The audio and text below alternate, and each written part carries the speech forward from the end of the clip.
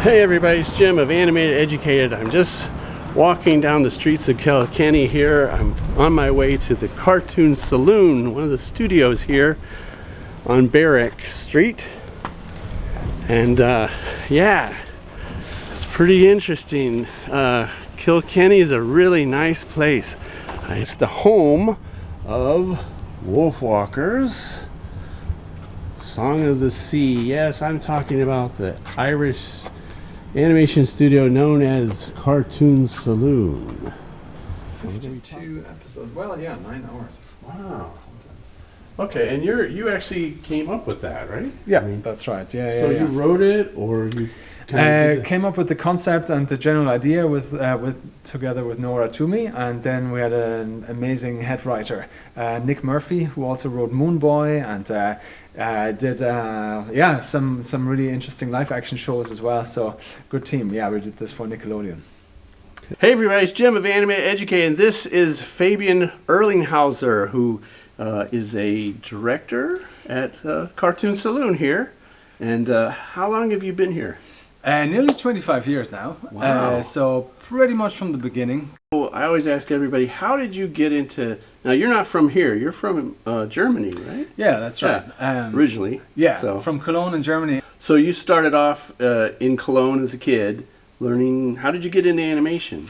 Long story short, after high school, I went to a local animation studio, and everybody there was Irish, literally everyone. And they had come from the Don Bluth studios, which were in Dublin.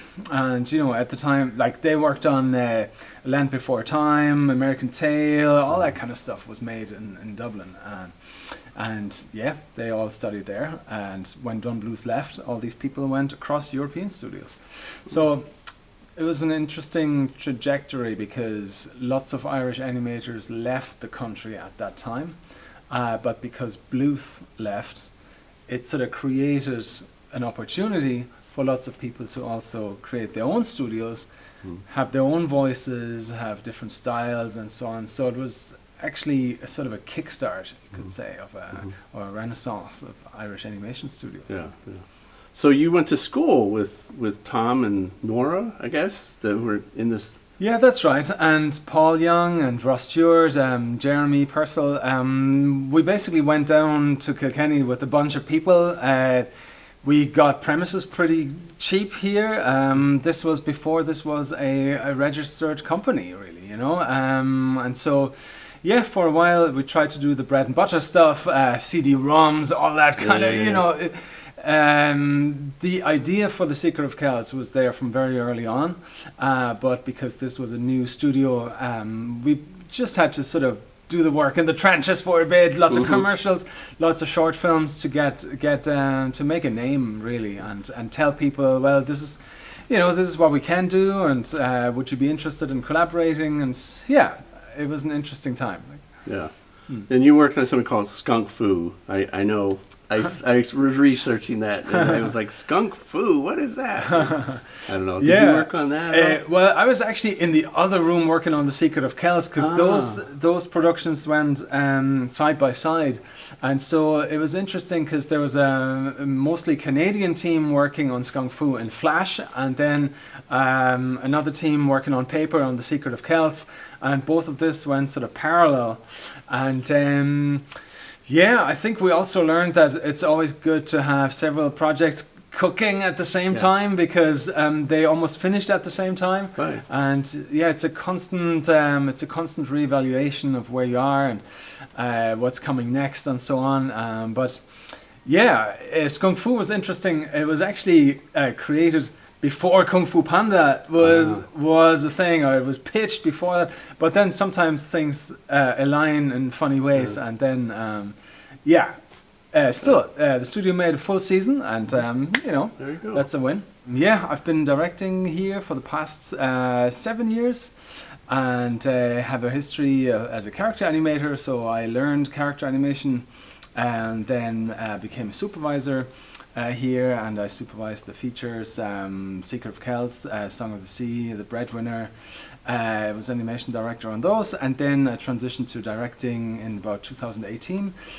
Created a show with Nora called Dorg Van Dango, and we did 52 episodes of that. Wow. Did a short film with Tom a couple of years ago for Greenpeace called There's a Monster in My Kitchen. And then, I was assistant director on My Father's Dragon recently, and we just finished Silly Sundays, a new TV show, 78 episodes. Wow. Interesting topic because it also features characters doing sign language, and that's been something very meaty for the animators to get their hands into as well. So it's a nice, interesting cross-section lately. Yeah, I saw in the other part of the building you had a green screen set up for just doing sign language.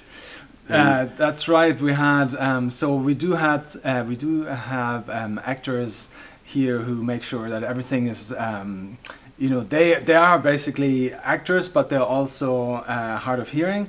So we make sure it's all accurate. It's Irish Sign Language actually. Right. You have different types. You have American, you have British Sign Language. Yeah, and that's it really. And now we're on to new things. There's always something new happening. Okay. And yeah.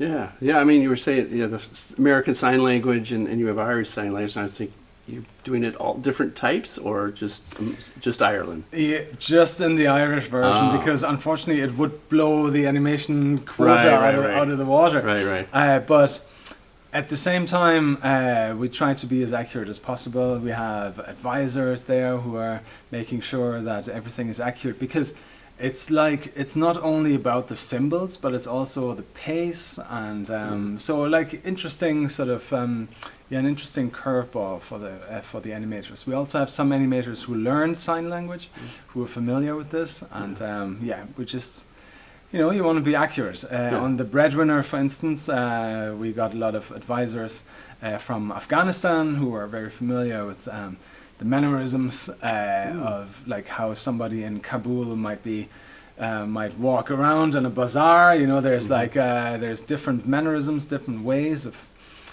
doing certain things, and it's always interesting to get some good research in for that. This is a statue of Pangur Bán, the cat from The Secret of Kells. And so we had an initiative here whereby 20 local artists would get the sort of basic sculpture design of Pangur Bán and then do something sort of wacky with it.